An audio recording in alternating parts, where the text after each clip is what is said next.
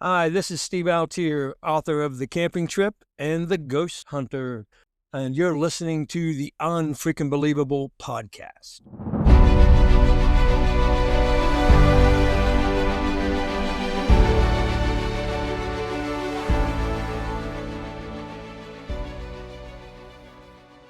Welcome to another exciting episode of Unfreaking Believable. We invite you to pull up a chair, relax, and join in for the next 30 to 45 minutes as we bring you guests who will share with you the moments that made a difference in their lives. And it's all because of one inciting incident.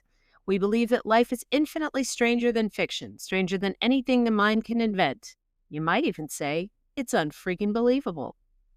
Welcome to the podcast. We're your hosts. I'm Jen. I'm Jenny. I'm Betsy. How's everybody doing today? Good.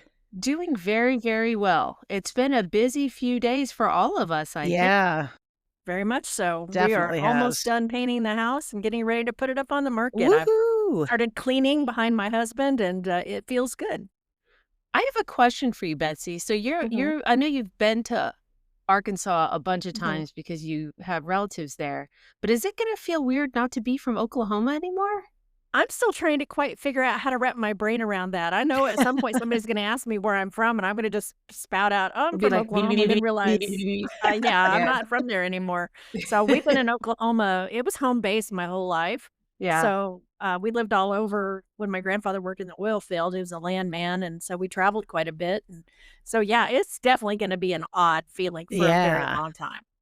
It is going to be a strange one. It's going to be hard for me to keep remembering that you're not there. Yeah, I think the weirdest thing, and I was looking something up yesterday, and, Oklahoma City, we have the Will Rogers World Airport. Yeah. Or Will Rogers International Airport now. They just renamed it. And the closest airport now is going to be Little Rock, which is the Bill and Hillary Clinton World Airport. Yeah. And that's just, and the code for it is lit. Well, okay, that's appropriate. Okay, Yeah. there's so many political jokes just waiting to be Yes. made there, and Yep. We won't Yep. make those, but I'm thinking for a writer, that's the perfect airport code. that is low-hanging fruit. Or It's you can just low-hanging- stick with it that this place is lit. It is lit, and I am out of here. Yeah. But I bet you got a fun word of the day for us. I do have a fun word of the day Ooh, for let's us hear it. now that you mention it. And it seems to be a very appropriate, but I picked it specifically because Betsy keeps talking about that when she moves, she's looking forward to getting a new cat. Yes. So in the spirit of that, and also since before we started taping, our guest had to chase his own cat out of his office, and I'm usually chasing my cat out of my office. So our word for the day is, Can you say it? I'm going to try to say this, Ailurophilia, which is a fondness and love for cats. That's our word for the Yes. day. Absolutely. Right on. Ladies, can you believe that this episode is our last episode of season 1? It's Unfreaking crazy. believable. Yeah, it's unfreaking believable. How Can't believe about we've been at that? this for a year. Yes. It seems like it just started. Unreal. I'm just Yeah. I'm mind blown It's thinking about that. exciting. Yeah, that we've got a whole year of episodes now. Yeah. And Gobsmacked. yeah, plus some bonus stuff on top of all that. Yeah. So that's pretty cool. Yeah, and for the folks who haven't signed on for our Patreon, it doesn't cost a whole lot of money, and there's some really cool stuff in there that we're putting a lot of extra work and time into, and I really hope you go check it out. Yeah. Yep, absolutely. Please do. All right, Jenny, you got some fun facts for us? I do. I got 2 fun facts for us today. The first one is Paul Revere never actually shouted, "The British are coming," during his famous ride. Historical accounts indicate that he would have discreetly warned the people by saying, "The regulars are coming," as most colonialists still considered themselves to be British at the time. So it would be, making the phrase, "The British are coming," kind of confusing and counterproductive to his mission. So I thought that was an interesting one. Yeah, because we've all heard it our whole lives. Yeah. The British are coming. Never thought about it. Yeah. It makes total sense, though. It Yeah, does. totally. All right, what's your second fun fact? All right. In the Wild West era, if somebody didn't have money to pay for a drink, they would offer a bullet in exchange for a small drink, which was usually whiskey. And that's how it became known as a shot of whiskey. And now, obviously, we use a shot for, any number of drinks, but that's where that one came from, a shot of Okay, whiskey. that's interesting. My father-in-law, who recently passed away, was a big Civil War buff, and he had a collection of bullets from Appomattox. And I always thought of them as just being like musket balls, but he had all different kinds, and it was really interesting. So yeah, a shot of whiskey. Yeah. That's definitely interesting. I totally did not know that, and I feel smarter right now. Huzzah. Huzzah. Mission accomplished. Exactly. All right. Well, let's get this episode started. Are you guys ready? I am ready. I am ready too. All right, this episode, the guest is my pick, and I'm super excited to introduce to you my friend Steve Altier, paranormal and middle grade adventure author. One of the reasons I'm personally so excited about having Steve on the show this time is that he's one of the very first authors that I met when I was starting out as a newbie author with one tiny self-published little book with my own homemade cover. And he was one of the first ones I met online and one of the first ones I met in person. And Steve has been so encouraging to me and was quite literally an open book. Very happy to give me tips and tricks to better position myself and, find good shows to sell my books and just any questions I might have and just learn the business of writing. Not just the writing part, but the business of writing, which is the part I need the most help with. And then beyond that, Steve also writes some really fun books. So Steve, welcome to the show. Well, thanks you guys for having me. I really appreciate it. I'm looking forward to this. It's going to be unfreaking believable.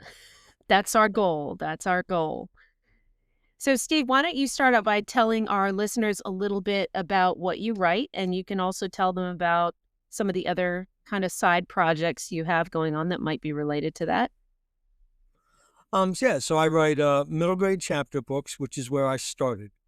I started writing the middle grade chapter books for the young kids, 6 to 10-year-old range. And then I was actually doing a book signing at a Barnes and Noble. And we had just released my Blast Off book for the young kids. And I had a group of teenagers come up to me and they looked at me and they're like, "This looks like baby stuff, man. What do you got for us?" And I'm like, okay. So I had to kind of step my game up and thought about my childhood and where I grew up was kind of a unique place. So I started writing the Lizardville ghost stories. They're young adult. And I've really been fascinated because a lot of adults really enjoy reading them. Yeah, I agree. I would say even though my first series is young adult and my second series is middle grade friendly, I would say solidly 60% of my readers are over 40. Oh, yeah, I'd agree with that too. Mine too. Yeah. Yeah, that seems to be a growing trend. I see more and more people, they don't care what the label is on the book. If it's a good story, they're going to read it. And that's really something special if you can write for anybody, even though you can really kind of write towards that younger audience just to be able to get everybody attention. That's great. So Steve, I'm curious because I am going to be, even though my fantasy series is middle grade friendly, it wasn't written with middle grade in mind. So it's not structured like a middle grade book would be, where it's like a chapter book sort of thing in the middle grade sense. I am curious, when you have middle grade books on your table, do you find that parents are more likely to buy books for themselves as well? Or do you just find that it's two completely separate groups of people that might shop at your table? That's really a good question because I find it goes both ways depending on the type of event that I'm doing. If I'm doing a family-friendly event, and there's several that come to mind that I do that are geared more toward families, I sell a lot of and get a lot more interest in the middle grade books because the parents are looking for things for their kids. They're also surprised, that I have the paranormal mystery suspense stories, the Lizardville ghost stories when they're there. And sometimes I do sell a mix of both. But it fascinates me. And part of the reason I enjoy writing for the young ones, I think it's if I can get them interested in my stories and my style of writing, that I think they will continue on and step up into the next level. And I've had some of them actually do that. I bought a couple of your kids' book a few years ago, and now I see you've got these other ones. I'm getting older. I want to read these as well. And with all of my stories, whether it's my middle grade or my young adult, I pride myself in not using any cuss words. I don't use cuss words in any of my stories. And I don't really use a lot of gore. People think that, a paranormal story or a mystery suspense story is going to be gory. It doesn't have to be. I like to write spine-tingling, edge-of-your-seat suspense to keep the reader guessing the whole way through. I think that's terrific. And I mean, what you said about the kids coming back when they're older too, that's magic right there. That's absolutely magical. But yeah, I agree with you. I very rarely use profanity in my young adult and my my fantasy stories. The horror stories are a little bit different. That one I kind of just put the adult hat on and just let it be whatever it's going to be. But I agree with you. I don't think you necessarily have to do that. I don't really, I never really felt the need for it. My dad always taught us as kids, I mean, you sound smarter when you're not cussing. And I'm like, okay. I do have some characters that cuss in other languages, but we don't cuss in English. I seem to remember that Lauren does a lot of swearing in Cherokee. Yes, she does. Me yes. too. And Bulgarian is very effective for swearing. Yes. I use one cuss word in mine, the SHIT word, but otherwise I created for my fantasy series my own swears. There you go. Yeah. So Steve, tell us a little bit about what got you interested in the paranormal and what your background is that made you want to be an author. So it started when I was a child. Growing up, and a lot of people don't understand this, but or never knew this about me, but I didn't really care for reading when I was a young kid. And there was a movie coming to town. It was called Carrie. It was by Stephen King. Oh, yeah. Back in the 70s. And my buddies and I, they're like, hey, we all got to go see this. And one of them said, have you read the book? And I'm like, no. I'm like, well, you got to read the book. You got to understand what's going on. So I took the book and I was like, yeah, okay. And I started reading into it, and I was like, I was just captivated by the way he told a story and how you just feel like you're living it. And when you read the words, I feel like I'm walking into these rooms or I'm seeing these characters in front of me. It just blew my mind away. And I'm like, I want to do this. I want to tell stories. And that's what really got me involved in writing and telling stories way back when I was young. And I kind of put all of that on hold. After school, I joined the military. I spent 4 years serving my country. And then I got married. I raised a family and put pretty much everything on hold. And then until my youngest daughter, when she was the last one to leave and head off to college, it's like, it's time for me. It's time to go back and follow my dreams. And I started writing again, which was about 13, 14 years ago. And I enjoy it. I love to, I started off, just like a lot of authors do, self-publishing. And then I was picked up by a major publishing house. So I'm thrilled about all of that. But yeah, I think that was my real story. But when I got into ghost stories and paranormal, to touch base on that, one of the things that was fascinating, and I didn't realize it or appreciate it as a child. I grew up in a dam keeper's house. And people say, oh, what? Yes, it was an old abandoned axe factory in a dam. They used to take the lumber from the woods and float them down through the lake and down to the factory. They used that for the handles on the axes, and then they would get the steel from Pittsburgh, because I grew up in a small town in Pennsylvania. And I never realized as a kid, playing in the old factory and how much weird things would happen around us. Of course, everyone would say, you tell someone something happened when you were in the factory, and they'd be like, that was just, it had to be, an animal, it had to be, a beaver or something, or a rat or anything in there. So I kept looking back at that, and a lot of these things that happened to me as a kid are incorporated into my stories. And so that's kind of where the Lizardville stories come from, right? Yes, they do. And it's funny you mention that, because people say, well, how'd you come up with the name? Well, I grew up on Lizardville Road. That was the street I lived on. Right on Lizardville Road. Yes. And by the way, thank you for your service. Oh, thank you. And you can Google that and you'll find it. It's a small little road. Probably about 1,000 people live there, and Wow. it's just not much going on there anymore. I'm curious, and we've had a lot of authors on here, and I don't know if we've asked many of them this question, which is a common question we get asked. Are you a plotter or a pantser? I'm just curious what your writing process is like. So I started out as a pantser, and what I've done is developed my own little method, and all authors do. I know some people use Post-it notes and they stick them all over the walls and all over their boards and organize them and all of this. That's not what I do. I try to write a paragraph basically for each chapter.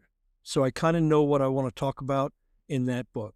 And it's hard then. So the pantsing part comes in whenever I am into that chapter, and I've got to take that one little paragraph that I've written about it and turn it into 7 or 8, 9 pages. That's what becomes difficult. So you're a planter. Yeah, a Yes. hybrid. Yes. Yeah. But one of the things I find fascinating about it is by the time I'm usually to chapter 8 or chapter 10, it's totally going a different direction. And I'm like, okay, but I Every like time. it. Yeah. Ain't that always how it goes? So, Steve, tell us what your typical writing day looks like.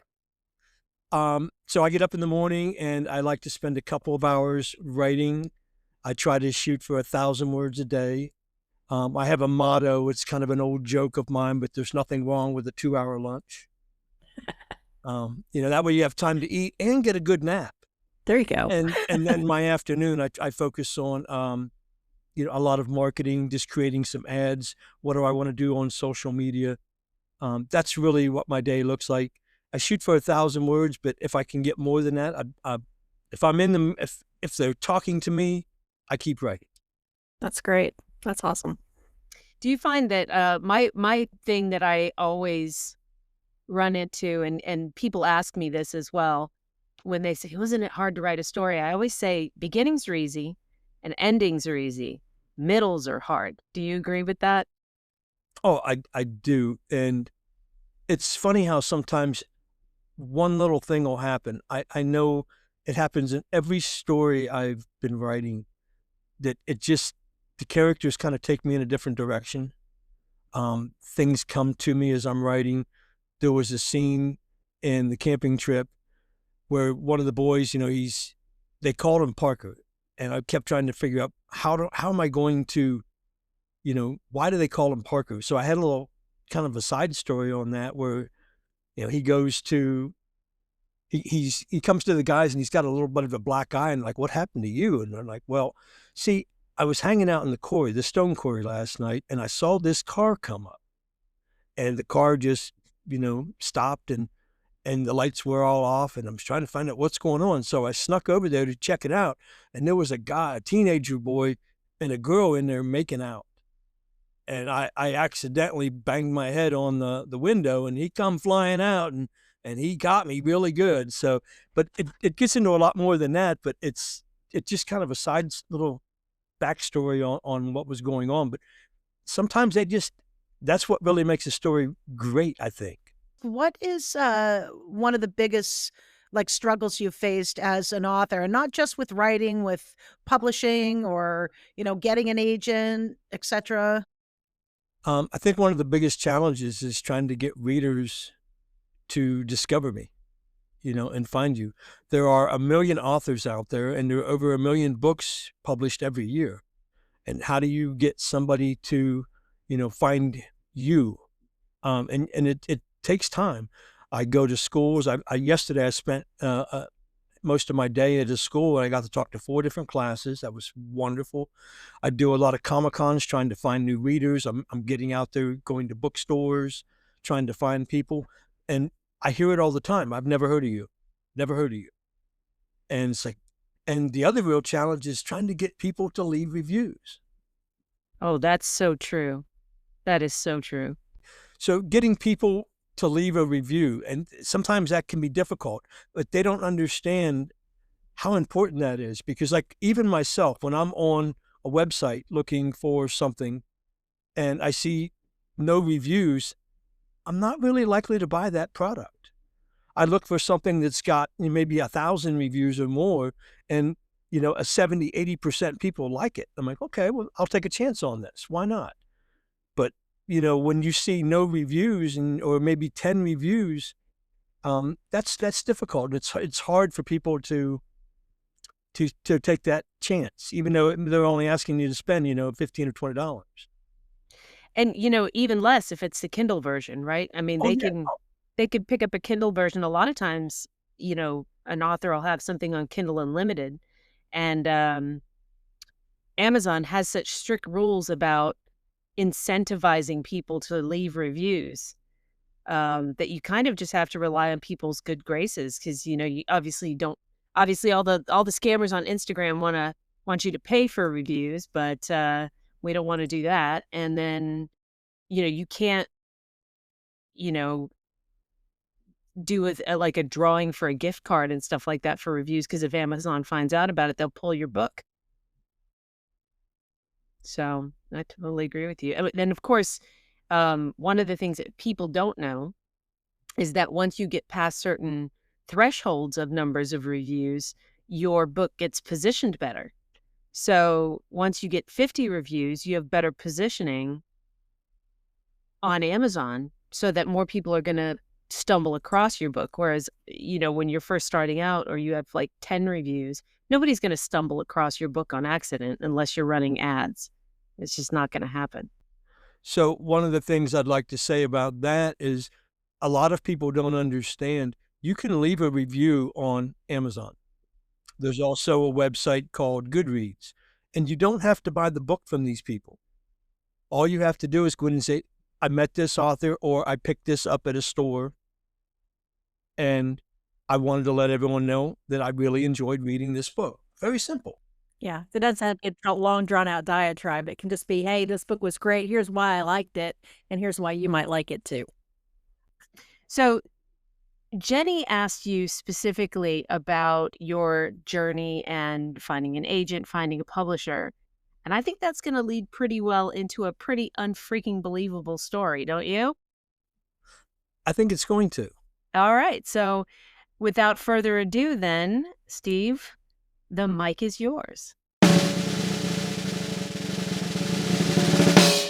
So I was invited to a show over in Orlando, and a publishing house reached out to me and said, hey, we've got an extra table, and we would love to have you here. No charge to you, just it's a table, and we don't want it to go to waste. And I kind of thought that was odd because they've got, like 100 authors in their group, and they had a free table. So I'm like, but I'll take it, it's a chance to get out and meet some new readers, and didn't cost me anything to be there. So on the second day of the show, one of the authors and a good friend of mine, she said that a couple of them were getting together and they were going to have some dinner over at Carrabba's. I don't know if I'm allowed to advertise, but Carrabba's. And so I'm like, yeah, my wife and I would love to join you guys over there. So when we were walking over, because we could see the restaurant right there from the hotel, we were walking over there and I got a text message from that person saying, hey, mommy-daughter issue, can't make it. Sorry, have fun. I'm thinking, well, that stinks because I don't really know half the other people. But when I walked in, the woman introduced herself, and she was the chief operating officer of the Four Horsemen Publications. She introduced me to the senior editor for their publishing house. And she goes, and if you don't realize it, this is a meeting. We'd like to talk with you and give you a proposal. And I'm like, okay. So after 2.5 hours of talking, they gave me their pitch, and I really loved everything they were talking about and what they could do for me. I did not have an agent at the time, and I'm like, I still don't have an agent now. I don't need one. I'm published with them, but they're a hybrid publishing house, and I like that because traditional publishing, they'll make a big run of your books and put them out there, but with a hybrid, it's still print on demand, but you still get all the benefits of having a publishing house behind you. They have marketing teams, they have a lot of other things. But back to my story, when the evening was over, they told me go ahead and submit my next work to them, and it would be a couple weeks. The team that does the normal evaluations would look at it, and if they liked it and thought my work was to their standards, they would make me an offer for a contract. So when my wife and I were walking back to the hotel, she's looking at me and she's like, "Is this really happening?" And I'm like, "Yeah, I think it is." I said, "It's because they told me they've been stalking me for over a year. They like what I do. They like my online presence. They like the things that all the events that I do. And they say you market yourself well, and they say we want someone like you on our team." And so I told my wife, I said, I think this is really happening for us. And she goes, "Well, just because this is happening, you better not divorce me now." No, there is no, I mean, you without Tony is like salt without pepper. That would never happen. Yeah, I mean, like, come on. I had no plans on that, but she's like, if you get big, I don't want to be left out in the dust. I'm like, no, it's not going to happen. And I submitted my work. A couple weeks later, they got back with me and they offered me a 10-book deal, 5 years, 10 books. Wow. That's Right impressive to on. get a 10-book offer. What was great about it was the publishing house was a small publishing house I was with before that. They kind of went out of business during the COVID era. They didn't have enough, financial stability with them, and I didn't know that at the time. But I was able to rework a lot of my children's stories. They even took some of the ghost stories that I had done, and we've redone all of them under their label, which was great for me because you don't think about it sometimes. I wrote books, 8, 9 years ago, and it's like I get a chance to redo them. And their editing staff was, I think, so much better than what I had been with. They found a lot of errors, a lot of things that we wanted to fix. So that just takes my work to the next level. And that's really what every author's looking for. How can I, get better? How can I get out of the high school ranks and into the college level? I feel that's kind of where I'm at now. And I really would love to get higher up there. But again, traditional publishing scares me. I know some traditional published authors that, some of them that are very famous, and one of them even told me recently they had to move. They kept coming home, and there'd be people outside waiting for them. And like, "Hey, I bought your book. Would you sign it?" And you're like, "There's a place and a time for that. I have a family. This is my house. Don't come here." And then there's other people that say, "Well, I as a horror story, but I wrote this story, and it's a trilogy, and after the first book didn't sell as well, so they pulled it." Yeah. Unfortunately, that happens way too often. Oh yeah, and then what do? Do they self-publish book 2 and 3? Is there something in their contract that says they can't? Yeah. And that would be hard, I think, to have to abandon something that you feel still like it has legs, if that was Yeah. something that was in the contract, for sure. Yeah. So, Steve, let me ask you this. Yes. Every author wants that unfreaking believable moment where they get that offer. How has that changed you and how you approach your work? Has that really made a significant impact in your career and the trajectory of your life? Yeah, I'm definitely writing a lot more books. I have to do 2 books a year. Smart. And I've learned a lot from them too. They hold classes every month, and they have little training things. Just last night we had another editorial meeting, and there's just things that they're helping me to learn to make the editing staff not work as hard with my stuff. But there's just what they bring to the table just helps me to advance my career even further and to get more readers, getting them to know me. They help me get more stuff into bookstores, and that's every author's dream. You want to walk into Target or Walmart to see your book there. I know my stuff's there now, that you can order online. I've never seen it on the shelf. I've seen it on the shelf at Barnes and Noble a few times in a few different stores, but I think that's just mainly in the local area. I don't get out much, to other states except like St. Louis, but I'm with family there, so I don't have time to really go looking at bookstores because I'll be in there for an hour. What kind of support you mentioned that you have classes and stuff like that. What kind of marketing support does Four Horsemen do for you? Like what kind of, I mean, obviously they will book a series of tables at large shows or something like that, but what else do they do for you? So for a lot of us, yes, they do a lot of events. They guarantee all their work. So, and they guarantee the book. So like any bookstore, like next year I'm planning a trip in Atlanta, part of the tour next year for me. And I'm booking a show in Savannah. I'm also going to spend a week up there in Savannah, and because I think there's got to be a ghost story up there somewhere in Savannah. So many. Something that I could write, and if not for me, for one of my middle grades, Gabby and Maddox visit haunted Savannah. Just a friendly little kids book, but I can tell them, hey, I need to get into a few bookstores up there while I'm doing this show. For those that can't afford to come to the Comic-Con, you could meet me over here the night before or 2 days after. I'll be at a Barnes & Noble or a local bookstore. And then we're heading over to Atlanta for a week. And I'm going to try to do the same thing there, set up, an event or two and see if I can't, get 5 or 6 different stops in a 2-week period while we're doing these shows. Those are things they can do for me, but they also do other marketing. They run a lot of specials. They create videos for us. They're always pushing the books.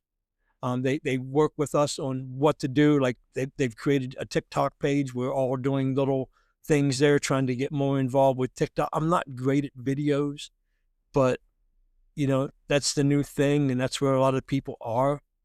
But I don't want to do stupid things. But if I have to, I will.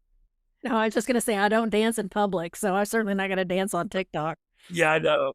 It sounds amazing, though, with how much support you get from them. It is, because, I mean, they have a good philosophy. If I'm selling, they're selling. That's true. Yeah, it's a win-win. Yeah. Yeah, it is. It's a win for everybody. And I love the support that I get from the Four Horsemen. Steve, do you want to let our listeners know where they can find you? So my stuff is, if you want to look for like personalized or autographed copies, you can go to my website. It's www.stevealtier.com. My books are in anywhere books are sold. You can find them anywhere online. There's a lot of local bookstores, even Barnes & Noble. You could get them. If your favorite bookstore does not have them, just tell them you want to get it, and they can bring it in for you. It's not a problem. Most people tell me, yeah, they had it for me in like 2 days. So it's not an issue. And if you're a reader who really doesn't like to spend money on books and you want to go to the library, ask the library to bring it in. They will bring it in. They absolutely will. And that's, to me, like the moment you see your books on a library shelf, that's when you've really made it in life, I think, because that's where we all started our love for stories. Steve, thank you so much for coming on the show, sharing your story and your wisdom, and explaining what makes you so unfreaking believable. I'd also like to thank my lovely co-hosts, my besties, my ladies of literature. Listeners, if you've enjoyed this episode, please rate and review it on whatever platform you listen on. You can find us on Apple, Spotify, Amazon Music, and Audible. You can join our Unfreaking Believable Facebook group and follow us on TikTok, Instagram, and X. You can also join us on Patreon for exclusive content and other perks for as little as $1 a month. You can also visit our website at www.ufbpodcast.com. And if you have an unfreaking believable story, reach out to us at ufbpodcast@gmail.com, because we'd like to hear your story too. So before Betsy sends us out with her quote of the day, I know we'd all three like to thank all the listeners who have joined us for the 2024 season of Unfreaking Believable. And we promise even more exciting and wonderful guests in the year to come. But we want to take just a moment to be grateful and thankful to all of you who have supported us, not just here on your listening platform, but those in our Facebook group, those who have interacted with us on Patreon. Thank you, thank you, thank you, and thank you. And thank you. And thank you. And one more thank you. All right, Betsy, go for it with your quote of the day. All right, my quote of the day today comes from Ellen Hopkins, and she says, "Ghosts take shape under moonlight, materialized in dreams, shadows." I love that. That sounds like poetry. Yes. And this brings us to the end of season 1 of the Unfreaking Believable podcast. So remember, as you go out into the world in 2025, don't just be awesome. Be unfreaking believable. See you all next year.